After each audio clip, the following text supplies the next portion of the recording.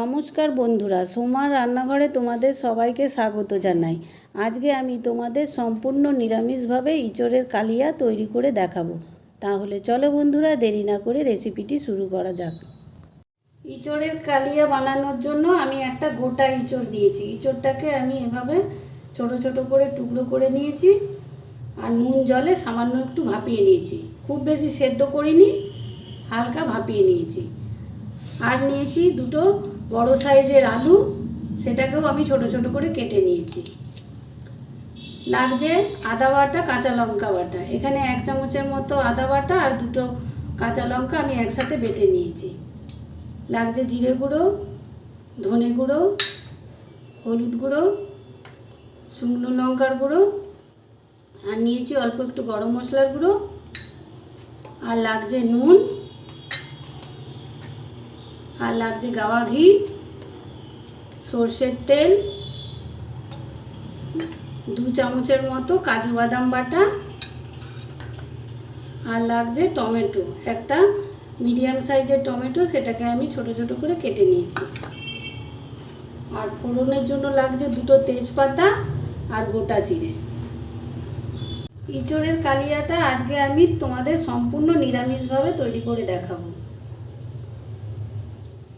গ্যাসে আমি আগের থেকেই সর্ষের তেল গরম হতে বসিয়ে দিয়েছিলাম।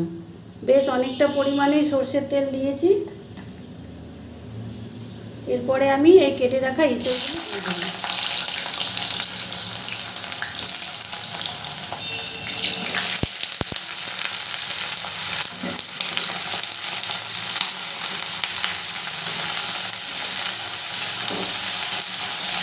ভালো করে নেড়ে চেড়ে ভেজে নেব। দিয়ে দেবো অল্প একটু হলুদ গুঁড়ো।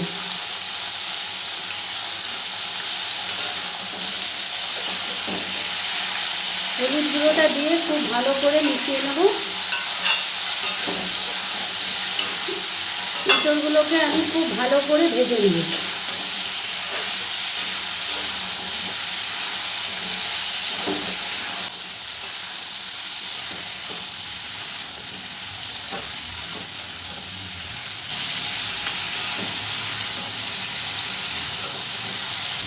গ্যাসের ফ্লেমটাকে মিডিয়ামে রেখে আমি নেড়ে চেড়ে লাল লাল করে ইঁচড়গুলোকে ভেজে নিই।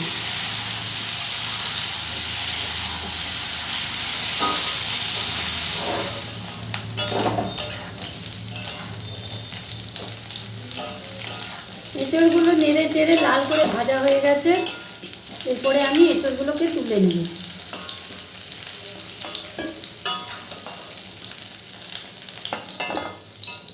ওই তেলের মধ্যেই দিয়ে দেবো কেটে রাখা আলুগুলোকে।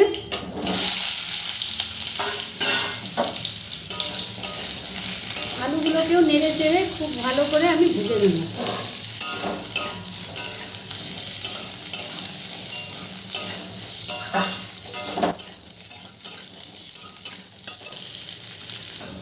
আলুগুলোও লাল করে ভাজা হয়ে গেছে।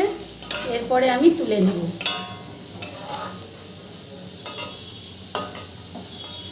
আবারও আমি অল্প একটু তেল দেবো।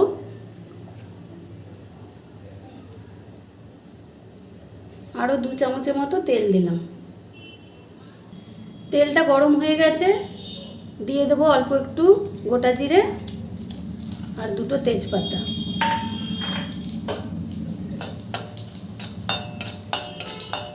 ফোড়নটাকে একটু নেড়ে চেড়ে ভেজে নেব। ফোড়নটা ভাজা হয়ে গেছে।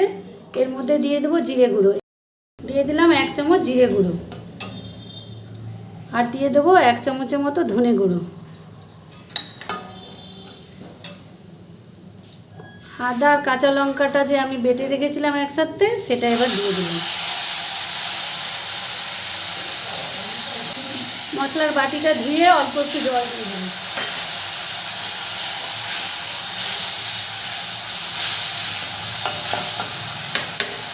আর দিয়ে দেবো শুকনো লঙ্কার গুঁড়ো। এখানে 1 চামচ আছে, সেটা এবার দিয়ে দিলাম।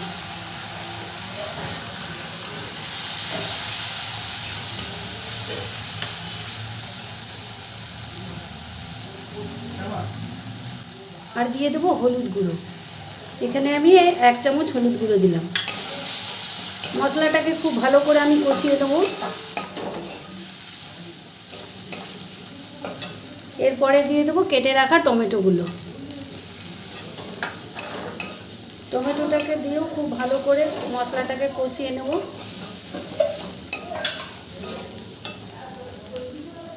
মশলাটা লেগে যাচ্ছে, আমি আবারও অল্প একটু জল দিয়ে দেবো।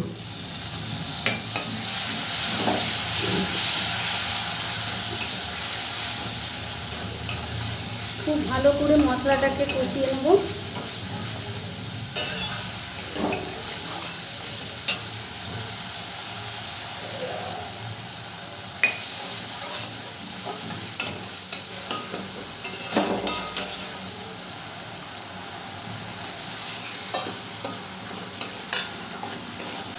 মশলাটা খুব ভালো করে কষানো হয়ে গেছে। এরপরে আমি দিয়ে দেবো ভেজে রাখা ইঁচড় আর আলুটা।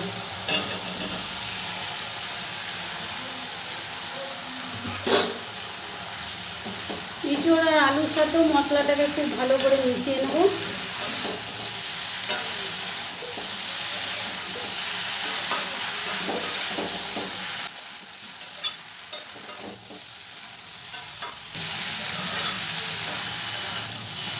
ইঁচড় আর মশলা খুব ভালো করে মেশানো হয়ে গেছে। এরপরে আমি দিয়ে দেবো নুন। নুনটা দেবো পরিমাণ মতো। এখানে আমি এই ছোটো চামচের 3 চামচ নুন দিলাম। নুনটা দিয়েও খুব ভালো করে মিশিয়ে নেব।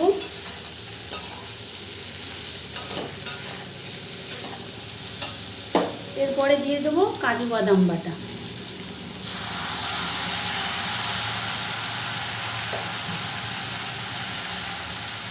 মশলার বাটিটা ধুয়ে অল্প একটু জল দিয়ে দেবো। খুব ভালো করে মিশিয়ে নেব।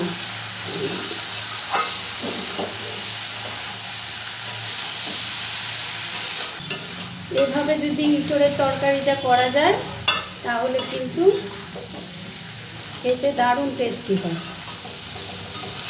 এভাবে ইঁচড়টাকে আগে ভালো করে ভেজে নিয়ে তারপরে যদি তরকারিটা তৈরি করা হয় খেতে খুব সুন্দর হয়। কাজু বাদাম বাটাটার সাথেও খুব ভালো করে আমি কষিয়ে নেব ইঁচড়টা।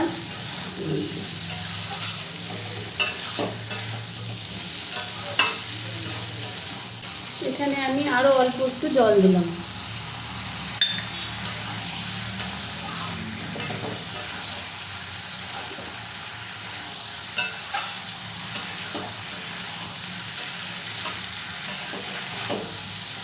ইঁচড় আর আলু মশলার সাথে খুব ভালো করে কষানো হয়ে গেছে।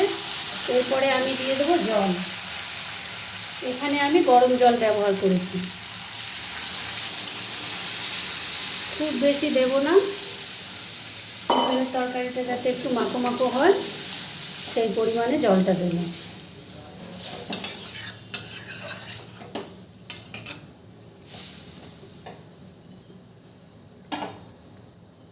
ইঁচড় আর আলু ভাজতে ভাজতেই আমার খুব সেদ্ধ হয়ে গেছে, তাই খুব বেশি জল দিচ্ছি না।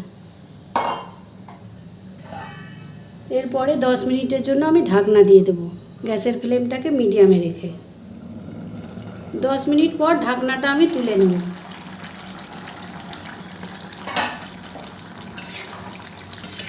ভালো করে নেড়ে দেবো। আলুটাও সেদ্ধ হয়ে গেছে আর ইঁচড়টাও সেদ্ধ হয়ে গেছে। এরপরে দিয়ে দেবো অল্প একটু গরম মশলার গুঁড়ো।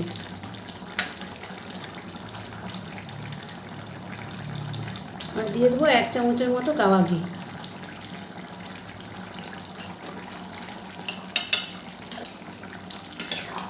গাওয়া ঘি আর গরম মশলা খুব ভালো করে মিশিয়ে নেব।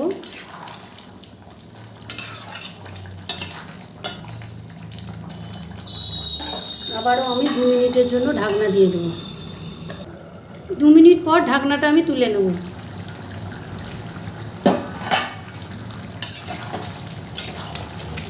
ভালো করে নেড়ে দেবো। ইঁচড়ের কালিয়াটা আমার তৈরি হয়ে গেছে। এরপরে আমি নামিয়ে নেব। ইঁচড়ের কালিয়াটা আমি একটা সার্ভিং বলে সার্ভ করে নিয়েছি। দেখতেই পাচ্ছ কতটা সুন্দর হয়েছে দেখতে, খেতে কিন্তু ততটাই সুস্বাদু হবে।